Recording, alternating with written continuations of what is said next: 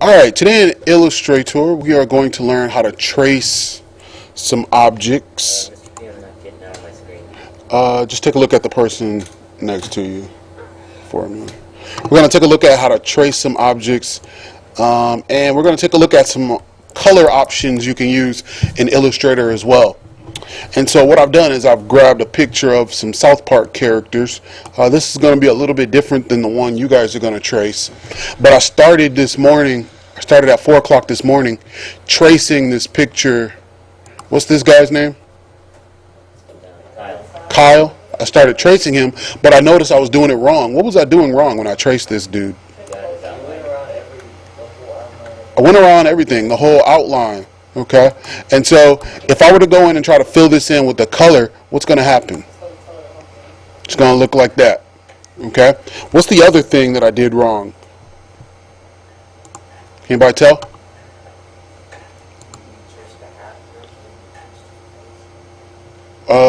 Close. It has something to do with the hat and the face. Take a look over here. What did I do wrong? I cut his face off, huh?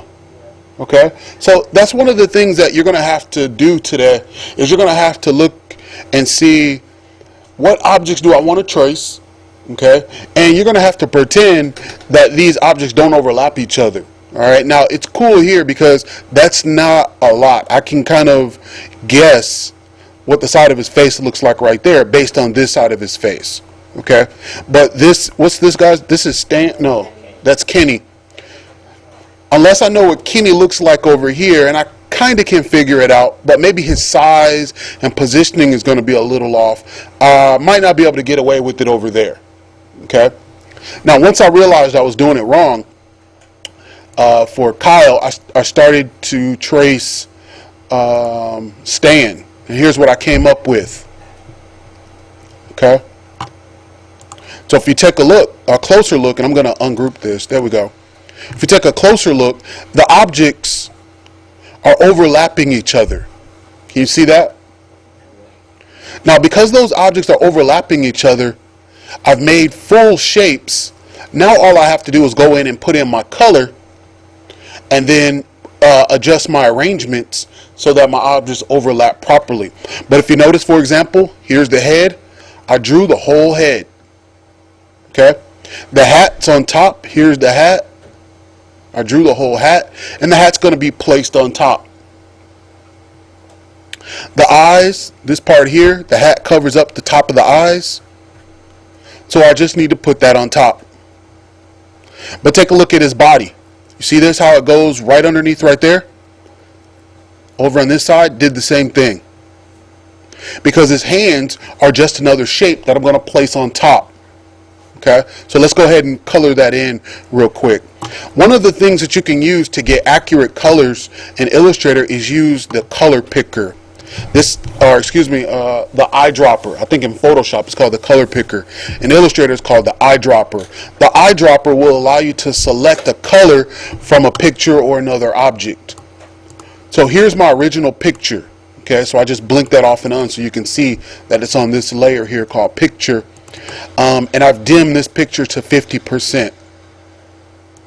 But you don't have to dim your picture. There's what it looks like at 100%. But I dimmed it just so that I could see my tracing a little bit better. And I can still see the color. But while I'm here on the picture layer now, I can use my eyedropper tool to select accurate colors. So I'm going to click in here to where I think the color is really neutral. There we go. Not too light, not too dark, and it puts it in here as my fill color. Once I have a color in my fill,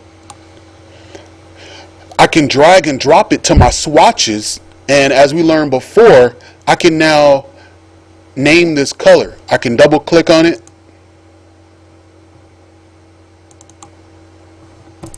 and I can give it a name. So what's this guy's name? That's Stan face. Okay, so I could literally go here, and that's probably my best bet, is to go in here and color pick the different colors that make up this character and put them in my swatches first. That way I know I always have them. So here's I don't want to click out here because that's a dark area of the hat. I want to click an even consistent color that's probably going to be somewhere in here. So click there, drag it here into my swatches. It puts it right there. Double click, and this is Stan hat. Okay, and I should do the same thing for his jacket. Drag it there, drag it in here, double click on it, call it jacket. Okay, now when I go back to my tracings, showed you what it looked like. When I go back to my tracings, I can click on these shapes and I can fill it in with Stan's jacket. Okay, for his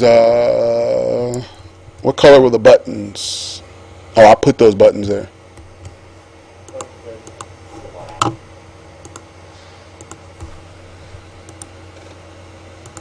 There we go.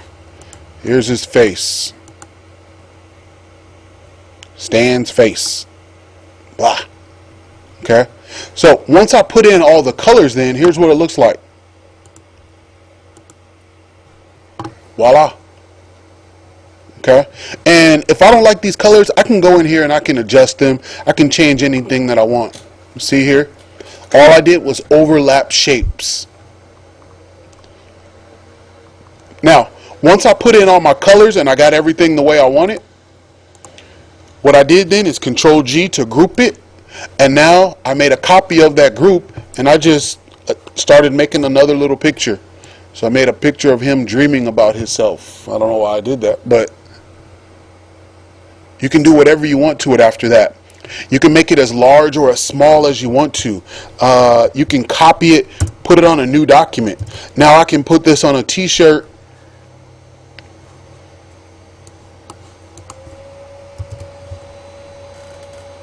I can put this on a poster. I can put this on a flyer. I can put it wherever I want to. Make sense? You see? And because we're using Illustrators and it's vectors, it's just lines, shapes, and curves, I don't have to think about making it too large or too small. It'll automatically look perfectly fine no matter how large or how small I make it. Okay? Now I can do whatever I want to that guy right there. Okay, last thing before I let you guys go, take a look at some more color options, because you can use the it's not the color picker. What is that called? The eyedropper. You can use the eyedropper to select the same colors. But what if you want to use some different colors? We'll take a look. Well, if you take a look in your swatches, though, there's not a lot of colors in there. Okay? But Illustrator has what's called swatch libraries. And it takes the guesswork out of using colors in Illustrator. Down in your swatches at the bottom left hand corner is this button right here, and there are a whole bunch of swatch libraries already built in for you. So let's say you're designing a poster about foods, about a grocery store, something like that. You can use one for fruit. There's a color palette specifically for fruit, and I'll stretch it out for you. You see that? So now if you got apples and bananas and grapes and stuff like that, now you can use these colors and they're already built into Illustrator, and you don't have to think about whether or not those colors go together or not. Okay? So use your color palette. If you click on your next button right here, it brings up the next swatch library, so that way you don't have to keep going back here and keep doing that over and over again. All you got to do is click on the next arrow. So they got ice cream, sweets, vegetables, brights, color combinations. Okay, so you can, if you're making a poster and it has one of these topics already in there, I would say just go ahead and use it. Okay, we're going to be talking about color a lot more in this class coming up in the next couple weeks, but for right now, use these color systems that are built into Illustrator automatically for you. Okay. Be careful when you're using gradients, especially on these South Park characters. You don't want to get something too rainbow or too fancy, because then it becomes unrecognizable. It's okay if you just use flat colors. You don't have to use gradients, but just be careful if you do. All right. Now, inside of the same folder that I placed it, the South Park picture, I also placed 2 Kim Possible pictures in there as well. Those Kim Possibles, though, are black and white. So you're going to have to decide and choose what colors you want to use for those. For South Park, you can just color pick it and choose those colors, but for Kim Possible, you're going to choose your own. Now, to get your pictures onto an Illustrator document, and this is part of this project as well, I want to see your ability to do this, is to use your layers. So start with the new document, and then you'll want to go to File, Place, to place that picture down onto your Illustrator document. Never go to File, Open a Picture. Illustrator can't open a picture. Illustrator can only place pictures that already exist onto an Illustrator document. Okay. Every year I get students saying, Mr. P, my picture won't open. You don't open pictures in Illustrator. You place pictures onto an Illustrator document. So I went into my Mr. P folder. My folder I made called Illustrator. I hope you guys are all doing that. I made a new folder called Cartoon Traces. And here's my South Park picture. I can place it down. Once I place it down, I would immediately go ahead and lock it into place. If you want to dim it, just double click on it. In fact, here I'm going to name it Picture Dim It. Okay. Now you can make a new layer. And we did this last week. Instead of calling it Layer 2, double click on it, call it Trace.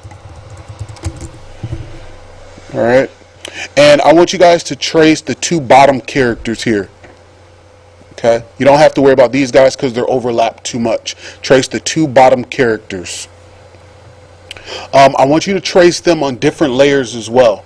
So once instead of just naming it Trace, I guess you can name it, is this Stan? That's Kyle. So you can name this one Kyle Trace. And who's this guy? Stan. All right, so name him Stan Trace. Because they're on 2 different layers, now you can move them independently. You can trace them independent of one another. Okay. Now save your document, and you're done. You're ready to rock and roll. When it comes to the Kim Possible, you're going to be doing the exact same thing. Only this time, she's going to be in black and white. So you'll want to go to File, Place. I'm just going to drag and drop to save time. But you'll want to go to File, Place, place the Kim Possible. And you'll want to trace 2 human characters from Kim Possible. There are 2 Kim Possible pictures. You're going to trace 2 from each. So there's more work, but you're going to get more points. The little mole rat dude and the eyeglass, that can be extra credit. But I want you to trace 2 human characters. So when you find one you like, you can zoom in on them just like that. You can zoom in as close as you want. Now you can start tracing appropriately. Okay, but the Kim Possible is a little bit more difficult because the way it's drawn, the objects don't just overlap cleanly like that. Okay, so like his ear right here, how would you draw that ear so that it overlaps the glasses? And that's a puzzle that I want you guys to figure out. How do you overlap his hair appropriately? Okay, so those are the types of things that I want you to figure out. Where do you trace? How do you trace the whole body without tracing the hand with the shirt? Those are the types of things that I want you guys to figure out. Okay, so the Kim Possible is a little bit more difficult, but I want you to start off with the South Park because it's a lot easier. All right, once you get the hang of it, then Kim Possible should be easier. All right, so you're going to trace 2 South Park characters, those 2 in front, and then you're going to trace 2 Kim Possible characters from each of these sheets. So there's Kim and then Kim 2. So you're going to trace 2 of each. And don't trace the same character twice. All right, trace 4 different characters from those 2 sheets. Now, for those of you who finish early or you want to do some extra credit, what you can do then is to make a scenery using these characters as well. So if you want to make some hills in the background and sun and all that kind of stuff, you can make a scenery to put those in, and that'll count as extra credit for those of you who are really fast. Okay, I'd like for you guys to finish both of these by tomorrow.